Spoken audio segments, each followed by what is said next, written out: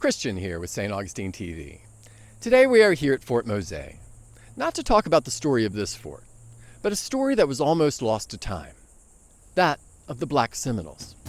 In 1693, Spain issued an edict that changed the fate of thousands. Enslaved Africans escaping from English colonies to Spanish Florida would be granted freedom if they converted to Catholicism and served in the militia. This made St. Augustine a refuge for runaways from the Carolinas and Georgia.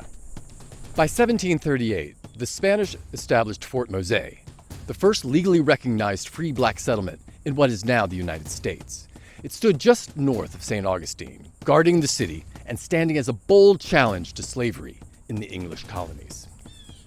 But in 1763, Spain ceded Florida to Britain. Fort Mose was abandoned, and many of its residents fled with the Spanish to Cuba. Those who stayed risked re-enslavement.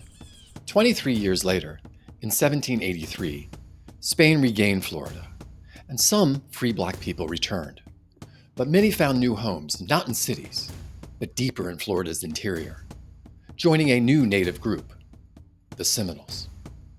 The name Seminole comes from the Spanish cimarron, meaning wild or runaway, used to describe both escaped slaves and independent native groups. For decades, this alliance between the Seminoles and black refugees thrived under Spanish protection. But everything changed in 1821, when Spain sold Florida to the United States. Now the Black Seminoles faced a new, powerful neighbor that viewed their freedom as a threat to the institution of slavery. The U.S. government quickly launched military campaigns. Andrew Jackson, later infamous for the Trail of Tears, led invasions into Florida, destroying black and Seminole settlements. These raids sparked the brutal Seminole Wars. During the Second Seminole War, 1835 to 1842, black Seminoles fought fiercely alongside their native allies, serving as scouts, interpreters, and warriors. Their knowledge of the land and guerrilla tactics prolonged resistance against U.S. forces. Eventually, many black Seminoles were forced to relocate to Indian Territory, present-day Oklahoma, along with the Seminole Nation. However, threats of capture by slave catchers persisted even there.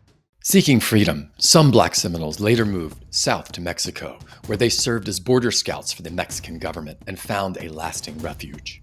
Today, descendants of the Black Seminoles, only numbering in the hundreds, live in Florida, Oklahoma, Texas, and northern Mexico, preserving a legacy of resilience and resistance. From the walls of Fort Mose to the Florida wilderness, and from the Oklahoma plains to the Mexican deserts, the Black Seminoles story is a powerful testament to the unyielding fight for freedom.